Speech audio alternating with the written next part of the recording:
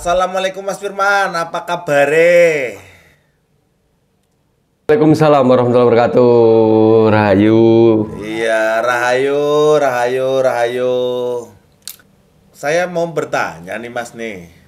Karena banyak juga pertanyaan-pertanyaan dari sedulur lembu Suwana Nusantara. Dalam dunia perkerisan ini sering kata sepuh itu digunakan, Mas. Iya, nah yang dimaksud sepuh itu kategori keris yang digarap pada era apa ya, Mas ya?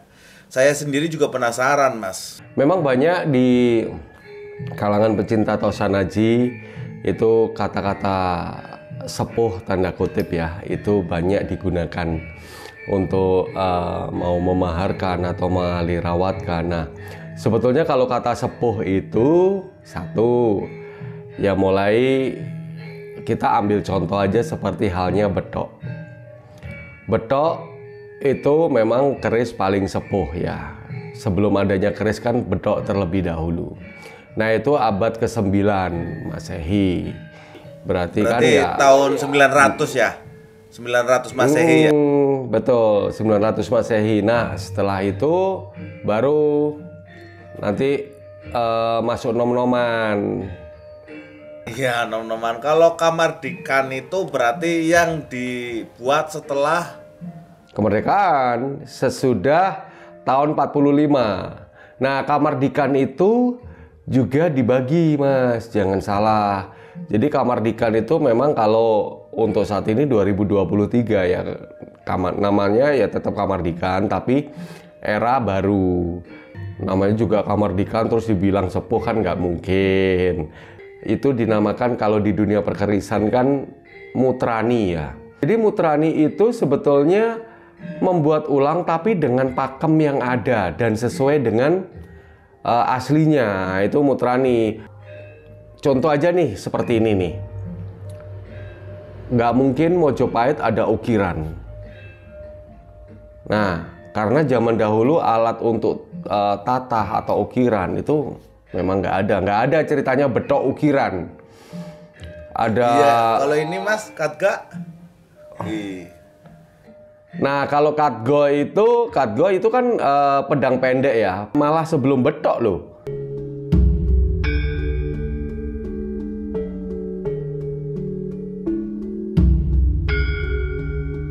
Sesudah katgo itu ada yang namanya wedung. Jadi seperti ini. Ini cikal bakal keris nih.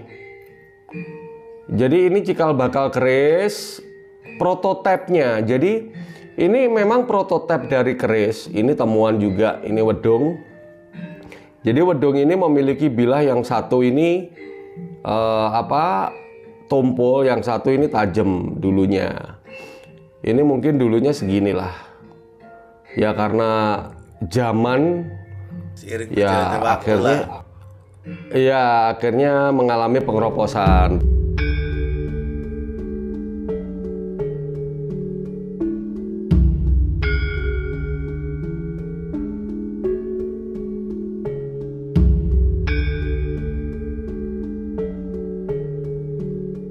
Terus kemudian seperti ini.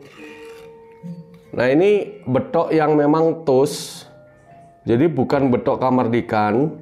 Jadi ini berdapur Jalak Sangu Tumpeng, tapi era peralihan antara dari Buddha ke Hindu. Jadi ya ini betok yang memang zaman era, kalau bilang ya peralihan Buddha ke Hindu atau orang menyebutnya era Kabudan. Di era peralihan antara dari Buddha ke Hindu. Jadi ini betok Jalak Sangu Tumpeng namanya. Saya bersyukur alhamdulillah masih bisa menemukan betok yang memang masih utuh. Ini bisa dicek di lab dan lain-lain kalau ini memang benar sepuh. Nah ada juga yang masih kategori sepuh. Ini kecil nih. Wah kecil amat Mas, ntar lihat. Oke. Nah ini kecil nih. Wih, ini betok. Jimatan ya Mas ya? Iya memang jimatan. Ini sepuh tapi yang dulunya memang dia kurang terawat. Jadi serat-seratnya dan lain-lain. Nah, ini sepuh di era Kabudan. Kayaknya Lembu Suwana Nusantara juga punya Mas nih. Oh iya. Nih, Mas. Nah, itu jimatan lebih kecil. Nah, iya. Kalau melihat dari ricikannya, nah ricikannya itu memang sepuh sih. Nah, itu yang dikatakan memang benar sepuh. Ini sepuh. Oh iya. Jadi memang kategori jimatan itu memang sedikit lebih langka ya, Kilanda. Jadi memang betok-betok yang berukuran kecil memang saat ini memang diburu oleh para kolektor. Ada lagi tuh yang dimana betok itu sebetulnya mutrani tapi tidak sesuai dengan pakem.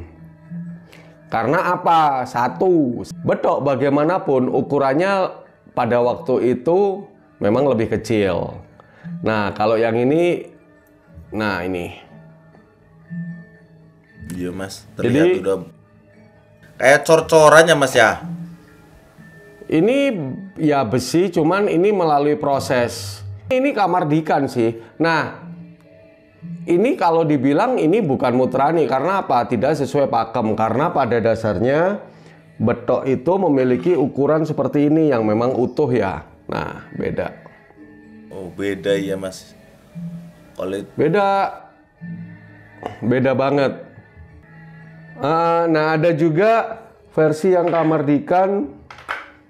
Versi kamardikan itu banyak sih sebetulnya, tapi ya kadang ini nggak sesuai pakem karena Pak panjangnya udah beda. 20. Kalau yang pakem ukurannya berapa? Cuman hanya nggak sampai 20, 18, 19 sih. 18 sampai 19. Itu yang benar-benar pakem ya. Yang contohnya gini aja. Nah ini beda udah. Ini yang pakem, maksudnya yang original dari zaman Hindu ke Buddha. Coba Kilanda kalau pegang katgo aja, katgo itu kan pedang pendek, itu nggak mungkin panjang, ya pasti kecil. Nah itu yang memang benar-benar ori. Nah itu kan pendek juga. Nah kalau dihitung ini kan ya kurang lebih sejengkal lah ya. Sejengkal kurang lah. Kadang betok-betok ini dibilang sepuh dari mana juga. Kalau sepuh kan ya itu tadi kan tus, tangguh, utuh, sepuh. Nah tangguh, utuh, nah sekarang sepuh. Dalam artian sepuh itu memang materialnya dari sononya, dari aslinya memang bawaannya seperti itu. Bukan untuk prosesan dan lain-lain. Memang berbeda, serat-seratnya pun berbeda dibandingkan dengan katgo itu, dibandingkan dengan betok yang original atau tus yang memang bawaan dari sononya. Memang masuk kategori betok karena bentuknya. Ini kan betok jalak sangu tumpeng sama kan? Sama. Nah, tapi dalam artian kalau kita bilang ini sepuh, ya nggak bisa. Ini tus, ya nggak bisa. Karena apa? Satu, ikut tangguh mana? Asal-usulnya bagaimana? Terus utuh dalam artian utuh yang bagaimana? Pakemnya aja enggak kok. Nah, saya seperti ini menjadi bahan pembelajaran. Jadi yang benar itu betok itu ukurannya berapa sih? Terus struktur besinya kalau memang benar dia sepuh di era Kabudan, di era peralihan Hindu pertama, itu bagaimana sih struktur besinya? Nah, kita bisa kasih tunjuk atau kasih lihat. Nah, ini perbedaannya. Kalau yang ini dibuat di era sekarang kamardikan, tapi bukan menggunakan besi utuh, tapi melalui proses. Diproses dengan zat-zat kimia.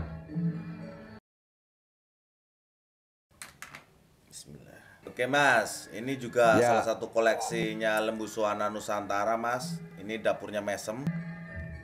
Nah oke, ya dapur Mesem. Kalau melihat ricikannya dapur Mesem tersebut dengan bilah seperti itu, diperkirakan ya tangguhnya dia masuk di era Songenep. Songenep, bukan Sumenep bukan. sekarang memang sekarang itu Sumenep ya, sekarang ya. Tapi kalau dulu kan Songenep. Songenep itu dulu di bawah kepemimpinan dari Banyak Wide namanya. Memang dulunya di bawah pemerintahannya Mojopahit. Mojopahit kan luas kan ya. Ada tips nggak kita tahu bahwa ini tuh keris Mojopahit Tus gitu? Nah, sebetulnya kalau untuk Mojopahit itu gampang untuk dikenali ya. Satu, dari tantingan itu lebih ringan. Karena apa? Ringannya itu kenapa sih? Kok keris dulu itu lebih ringan, kalau keris Kamardikan saat ini lebih berat? Sebetulnya jawabannya simpel. Itu keris itu sebetulnya tebel. Sama seperti halnya sekarang Kamardikan. Nah, dengan berjalannya waktu, yang namanya besi itu kan ada penyusutan ya, Kilanda ya. Ada penyusutan yang gimana penyusutan itu atau pengarbonan itu dia akhirnya membuat besi itu semakin tipis, semakin tipis, semakin tipis, semakin tipis, dan akhirnya semakin ringan. Terus faktor yang kedua, nggak ada ceritanya Mojopahit itu 40 cm. Ya, kerisnya pendek-pendek. Kalau keris 40 cm, 40 cm ya, 40 cm atau lebih dari 36. Nah, itu bisa dipastikan itu satu, bisa tangguh-tangguh peralihan ke era-era Mataram, era ke apa namanya, era Madura Sepuh, terus era-era Madiun. Keris lama yang nggak terawat Mojopahit, nah seperti ini, habis. Dahsyat. Soteri yang sangat kuat karena di situ zaman perang. Kenapa kok keris sepuh itu kalau dulu memang mahal? Karena memang mencari bahan meteoritnya kan agak susah.